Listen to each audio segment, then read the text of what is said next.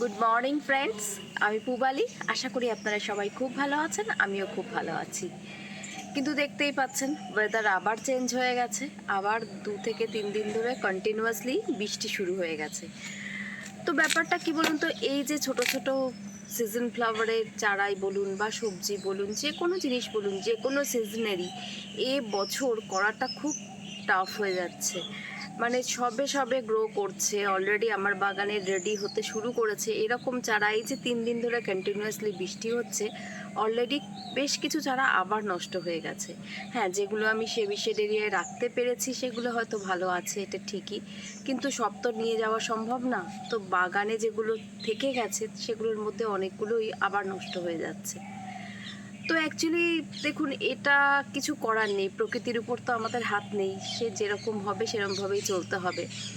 তবে একটা ব্যাপার কি বলুন তো, যে এত কথা বলার কারণ এটাই যে বাগানে ফল থাকুক, সবজি থাকুক, যাই থাকুক, সকালবেলা আপনি যখন বাগানে এন্ট্রি করবেন আর সেই সময় যদি বাগানে ভ্যারাইটিস কালারের ফুল না থাকে ফুটে, তাহলে বাগানটা কি বাগান মনে হয় বলুন? এবং এরকম প্রচুর মানুষ আছে যারা ধরুন অন্য কোনো কাজ করে না, কিন্তু 2-4টে ফুল গাছ কিন্তু ব্যালকনিতে বলুন বা ছাদে বলুন বা যেখানে জায়গা পায় বাগানের মানে বাড়ির সামনের দিকে 2-4টে ফুল গাছ সবাই করার চেষ্টা করে। ফুল এমনই একটা জিনিস, তাই না? তো আজকে এমনই কিছু গাছ নিয়ে আলোচনা করব যেগুলো পার্মানেন্টলি মানে সারা বছরই ফ্লাওয়ার দেবে আপনাদের বাগানে। এবং খুব বেশি যে তার জন্য কেয়ার করতে হবে এমন কিছু না, নর্মাল আমরা যেরকম অ্যাভারেজ সব গাছে কেয়ার করি সেরকম কিছু টুকটাক কেয়ার করলেই কিন্তু এই গাছগুলো বাগানকে আলো করে রাখতে সাহায্য করবে। তো চলুন দেরি না করে মূল প্রসঙ্গে যাওয়া যাক। চলুন, আবার কখনো ওয়েদার চেঞ্জ হয়ে যায়, কিচ্ছু বলা যাচ্ছে না। চলুন মূল প্রসঙ্গে যাওয়ার আগে আপনাদের দেখাই, এই যে দেখুন, এই যে পিটুনিয়া গাছগুলো অলরেডি আপনারা দেখছিলেন কি সুন্দরভাবে গ্রো করতে শুরু করেছিল, কিন্তু দেখুন এই যে 3 দিন ধরে টানা বৃষ্টি হচ্ছে তাতে দেখুন এই যে অলরেডি এই গাছটার পচন শুরু হয়ে গেছে। এগুলো এত ছোট ছোট সিজন ফ্লাওয়ার, এগুলোর এই একবার পচন শুরু হলে এ আর বাঁচানো সম্ভব না, এ মারাই যাবে। তো এই গাছটা এখানে এই অবস্থা হয়েছে। ওদিকে দোপাটি গাছগুলো পড়ে গেছিল, দেখুন আপনাদের দেখাচ্ছি। এই যে দেখুন, এই দোপাটি গাছটা সবে ফ্লাওয়ারিং শুরু হয়েছিল, সেই গাছটা পুরে একাকার অবস্থা। তারপর ওই বৃষ্টির মধ্যেই এসে একে একটা সাপোর্ট দিয়ে ভালো করে বেঁধে রেডি করে দিয়ে গেছি। তো মনে হচ্ছে এখন গাছটা ঠিকঠাকই আছে।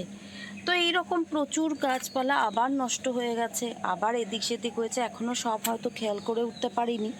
আস্তে আস্তে দেখবো এটা নষ্ট হচ্ছে, ওটা নষ্ট হচ্ছে, তো এইভাবে তো পসিবল নয়। তাও যেটুকু হয় হোক, তার সাথে সাথে কিছু পার্মানেন্ট গাছ রাখা জরুরি। তো প্রথমেই যে গাছটার কথা বলবো সেটা হচ্ছে জবা গাছ। জবা ফুল গাছ থাকে না এরকম বাগান বা এরকম বাড়ি খুব কমই আছে, তাই না? তো এবার ব্যাপার হলো যে জবা একটা পার্মানেন্ট গাছ হিসেবেই আমরা ধরি, কিন্তু লোকাল যে জবাগুলো হয় সেগুলো কি হয় যে একটা শীতকালে একটা পার্টিকুলার টাইমে শীত ঘুমে চলে যায়, ওই সময়টায় তখন সে ফ্লাওয়ারিংটা দেয় না। তো সেক্ষেত্রে প্রবলেমের কিছু নেই, এর বদলে কিছু লোকাল রাখলাম তার, আর সাথে যদি কিছু ব্যাঙ্গালোর বা পুনে ভ্যারাইটি, যেমন এই যে এটা যদিও অস্ট্রেলিয়ান ভ্যারাইটি, তো এরকম টাইপসের কিছু যদি জবা গাছ আমরা অ্যাড করে রাখি বাগানে, মানে ধরুন একটা দুটো লোকাল রাখলাম, একটা দুটো পুনে ব্যাঙ্গালোর ভ্যারাইটি রাখলাম, তাহলেই কিন্তু সারা বছর প্রচুর ফুল পাওয়া যাবে এবং বাগানটাও কিন্তু আলো করে রাখতে সাহায্য করবে এই জবা গাছ। আর এগুলো যেহেতু পার্মানেন্ট গাছ, সেহেতু একবার যদি সেটেল ডাউন হয়ে যায় তারপর আর কিন্তু এগুলোকে নিয়ে বেশি চিন্তা করতে হয় না। তো এটা গেল 1 নম্বর। এবার যে গাছটার কথা বলবো সেটা হচ্ছে রঙ্গন ফুল গাছ। দেখুন এখন ভ্যারাইটিস কালার হয়, আমার কাছে তো 3টে ভ্যারাইটি রয়েছে। এই যে দেখুন হলুদ রয়েছে, আর এই যে পিঙ্ক কালারটাও হচ্ছে, আর ওদিকে একটা রেড কালারও রয়েছে। এই 3টে কালার রয়েছে এবং 2 ধরনের হয়। এই যে ইয়েলো যে হলুদটা সেটা অনেকটা বড়, যেটা নর্মাল রঙ্গন হিসেবে আমরা ছোটোবেলা থেকে দেখেছি সেই সাইজটাই। আর এগুলো হচ্ছে একটু মিনি ভ্যারাইটি, যেটা হচ্ছে পিঙ্ক কালার আর রেড কালারটা। এবার হোয়াইটও হয়। এবার যেগুলো আপনাদের যেরকম পছন্দ, ছোট ছোট যদি পছন্দ হয় তাহলে নিতে পারেন, অথবা যদি এরকম বড় ভ্যারাইটির পছন্দ হয় নিতে পারেন। এবং এই যে 4টে ধরনের কালারও পেয়ে যাবেন এর। এই গাছগুলো কিন্তু পার্মানেন্ট হয়, আর এগুলোও কিন্তু একদম ইজি কেয়ারে হয়। তো তবে একটা কথা প্রথমেই বলা উচিত ছিল, যেটা বলি, যে এই যে কোনো ধরনের পার্মানেন্ট গাছের ক্ষেত্রে একটা জিনিস খেয়াল রাখবেন, এরা কিন্তু 3টে কন্ডিশন খুব বেশি করে এদের ক্ষেত্রে প্রযোজ্য। নাম্বার 1 হচ্ছে সানলাইট। অবশ্যই জেনে নেবেন যে কোন গাছ কতটা সানলাইট পছন্দ করে, তাদেরকে সেরকম জায়গায় রাখবেন। মানে যদি কেউ সারা দিনের সানলাইটটা পছন্দ করে, মানে দিনে 5-6 ঘন্টা, তাহলে সেরকম প্লেসে রাখবেন। আবার কিছু কিছু গাছ আছে, দেখুন সকালবেলার যে মিষ্টি রোদটা ওটা পছন্দ করছে, আবার যে পড়ন্ত বিকেলের রোদটা ওটা, মাঝখানে দুপুরের দিকে যে কড়া রোদটা ওটা আবার অনেকে পছন্দ করে না। তো সেক্ষেত্রে সেই গাছগুলোকে আমাদের কিন্তু সেরকম প্লেসে রাখতে হবে। আর নাম্বার 2 যেটা বলবো সেটা হচ্ছে জল। জলের ব্যাপারটা খেয়াল রাখতে হবে যে কোন গাছ কীরকম জল পছন্দ করছে, মানে মাটিটা কতটা ময়েশ্চার থাকবে। বা জবা গাছ যেমন একদম মাটি শুকিয়ে না গেলে জল দেওয়ার কোনো দরকার লাগে না, সেরকমই এই ব্যাপারগুলো কিন্তু একটু জেনে নেবেন যখন গাছগুলো কালেক্ট করবেন। আর নাম্বার 3 যেটা বলবো সেটা হচ্ছে পটিং মিডিয়া, মানে যে পটিং মিক্সচারটায় গাছটা বসাবেন সেটা কীরকম হবে সেটাও দিকেও কিন্তু খেয়াল রাখতে হবে। যখন গাছটা নিয়ে আসার পর রিপোর্ট করবেন, অবশ্যই নার্সারি থেকে আনার পর আবারও বলে দিচ্ছি যে 5-6 দিন মিনিমাম একটু সেমিশেড এরিয়ায় রেখে দেবেন, তার থেকে বেশি রাখাই ভালো। তারপর সেটাকে রিপোর্ট করবেন। আর গাছ যখন নেবেন চেষ্টা করবেন একটু হেলদি দেখে গাছ কালেক্ট করার। এই ব্যাপারগুলোর দিকে কিন্তু একটু খেয়াল রাখতে হবে। যাই হোক, এবার যে কথাটা বলবো, যে গাছটার কথা বলবো, সেটা আমার খুবই প্রিয় একটা গাছ, সেটা হচ্ছে প্যান্টাস। দেখুন, এটা এখনও অতটা পপুলার হয়নি হয়তো সবার কাছে, কিন্তু ব্যাপার হলো গাছটা কিন্তু খুবই সুন্দর হয় আর এর ফ্লাওয়ারিংও যথেষ্ট সুন্দর হয়। শুধু একটাই ব্যাপার, মাঝে মাঝে এই যে পিঞ্চিংটা করে দিতে হবে। মানে ফুল একবার হয়ে গেলেই যত পিঞ্চিং করবেন তত দেখবেন ফ্লাওয়ারিং বাড়তে থাকবে। আর এই গাছগুলো কিন্তু খুব ইজি কেয়ারে হয়। এই যে আমি এক্ষুনি সানলাইটের কথা বলছিলাম, এইগুলো কিন্তু যাদের সানলাইটের অভাব আছে, ব্যালকনিতে হয়তো একটা মিনিমাম পিরিয়ডে সানলাইট আসে, তারা কিন্তু অনায়াসে করতে পারেন, কারণ এই গাছগুলোর খুব বেশি সানলাইটের চাহিদা নেই। এরা একটা মিনিমাম সানলাইট পেলেই যথেষ্ট ফ্লাওয়ারিং দেবে। তবে হ্যাঁ, এক্ষেত্রে এই গাছগুলোর ক্ষেত্রে একটা ব্যাপার খেয়াল রাখতে হবে, সেটা হচ্ছে এরা কিন্তু একটু ময়েশ্চার মাটি পছন্দ করে, আবার জল আটকে থাকবে এরকম যেন না হয়। তো সেক্ষেত্রে এই যে আমি আমার গাছগুলোকে মোটামুটি সিন্ডারে করেছি, তাই জন্য এদের নিয়ে আমার অতটা চিন্তা করতে হচ্ছে না। এই এত বৃষ্টিতেও আমি এদেরকে এই বাইরেই রেখে দিয়েছিলাম। যদি আপনারা সয়েল মিডিয়ায় করেন তাহলে সেক্ষেত্রে চেষ্টা করবেন বৃষ্টি টিষ্টি যদি হয় তাহলে এরকম খোলা ছাদে না রেখে একটু সেমিশেড এরিয়ায় ঢুকিয়ে রেখে দিতে, কারণ এদের একটাই প্রবলেম, এরা কিন্তু খুব তাড়াতাড়ি ফাঙ্গাস লেগে যায়।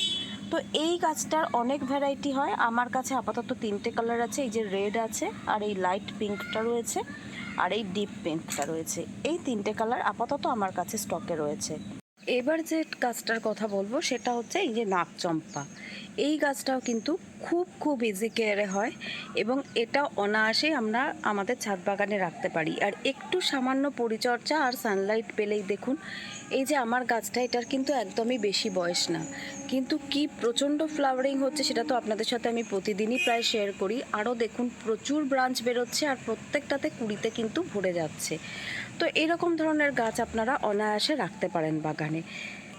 আর কাঠচাপার তো কোনো জুড়িই নেই, কাঠচাপা অবশ্যই করতে পারেন, এখন বাগানে খুব অনায়াসে কাঠচাপা হচ্ছে। হ্যাঁ, তবে সেক্ষেত্রে আমি একটাই কথা বলবো যে সবসময় এই কাঠচাপা বা নাগচম্পা চেষ্টা করবেন একটু বড় জায়গায় করতে, মানে মিনিমাম 12 ইঞ্চি যেন গ্রো ব্যাগ বা টপটা হয়, তাহলে তার ফ্লাওয়ারিংটাও ভালো পাওয়া যাবে এবং গাছের হেলথও ভালো হতে থাকবে। হ্যাঁ, একটা মিনিমাম পিরিয়ডের মানে 1 মাস 1.5 মাস সব গাছেরই ফ্লাওয়ারিংটা বন্ধ থাকে, এদেরও হয়।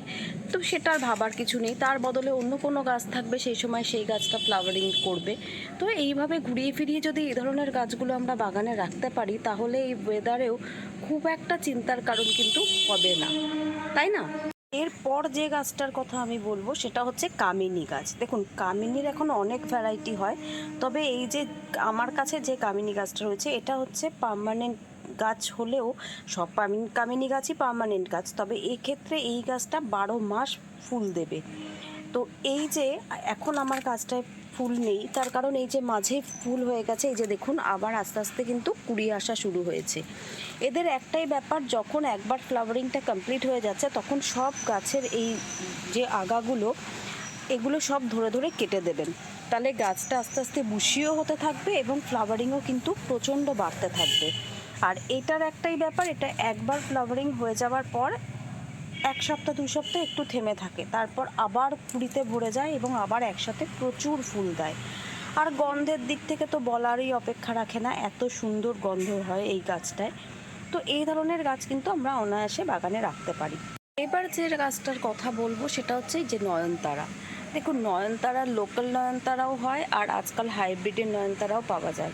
তো এই গাছগুলো কিন্তু অনায়াসে আমরা আমাদের বাগানে করতে পারি এবং এটাও সারা বছর ফ্লাওয়ারিং দেবে। আর সব থেকে বড় কথা কি জানেন তো, এদের যদি এই যে মাথাগুলো কেটে নিয়ে আমরা কোনো জায়গায় বসিয়ে দিই তাহলে সেখান থেকে কিন্তু চারা রেডি হয়ে যায় এবং আবার ফ্লাওয়ারিং শুরু হয়ে যায়। এই যে আপনাদের দেখাই, এই যে দেখুন এইখানে এই যে একটা সাদা নয়নতারা আছে, ওই সাদার মাঝখানটা পিঙ্ক হয় হাইব্রিড যে নয়নতারা, আমি এটাকে কিন্তু ডাল কেটে বসিয়েছিলাম এবং এখন দেখুন গাছটা কি দুর্দান্ত হয়েছে। আর এই সাইডে এগুলো তো লোকাল নয়নতারা যেগুলো আমরা বরাবর দেখে এসেছি। এ তো অনায়াসে আমরা এই নয়নতারা কিন্তু রাখতে পারি এবং এখন ভ্যারাইটিস কালার হচ্ছে যেগুলো বাগানে রাখলে বাগান কিন্তু সবসময় ঝলমল করবে। তো যাই হোক, এরকম প্রচুর গাছ আছে, নার্সারিতে গিয়ে একটু খোঁজ করে দেখবেন, যেগুলো বলে দেবে ওরাই যে গাছগুলো একটু বাগানে প্রথম দিকে একটু কষ্ট করে যদি ঠিকঠাক করে লাগিয়ে রাখতে পারেন, একবার যদি সেট হয়ে যায় বাগানে, তাহলে সেই গাছগুলো কিন্তু আর নষ্ট হওয়ার কোনো সম্ভাবনা থাকে না এবং সারা বছর সেখান থেকে কিন্তু ফুল পাওয়া যায় খুব খুব ইজি কেয়ারে। তো যাই হোক, এইভাবে একটু খোঁজ নিয়ে করলেই আপনারাও আপনাদের বাগানে এরকম কিছু পার্মানেন্ট ফুল গাছ রেখে দিতে পারেন, যাতে এই ওয়েদারের সাথে আমরা অনায়াসে যুদ্ধ করতে পারি। আর এছাড়া যুদ্ধ করে কিছু তো সিজন ফ্লাওয়ার করবই প্রত্যেকটা সিজনেই, সে আর বলার কি আছে। তবুও যাই হোক, আজকে তাহলে ভিডিওটা এখানেই শেষ করি। যদি আপনাদের ভালো লেগে থাকে তাহলে অনেক অনেক ভালোবাসা দিয়ে আমার পাশে থাকবেন আর একটু লাইক আর শেয়ার অবশ্যই করে দেবেন। আর যারা আমার নতুন বন্ধু আছো বা আছেন, তাদেরও যদি ভিডিওটা ভালো লাগে, যদি ইনফরমেটিভ মনে হয়, তাহলে প্লিজ চ্যানেলটা সাবস্ক্রাইব করে বেল আইকনটা প্রেস করে দিও। খুব তাড়াতাড়ি আবার একটা নতুন ভিডিওর সাথে দেখা হচ্ছে। আজকের মতো তাহলে বিদায়, টাটা।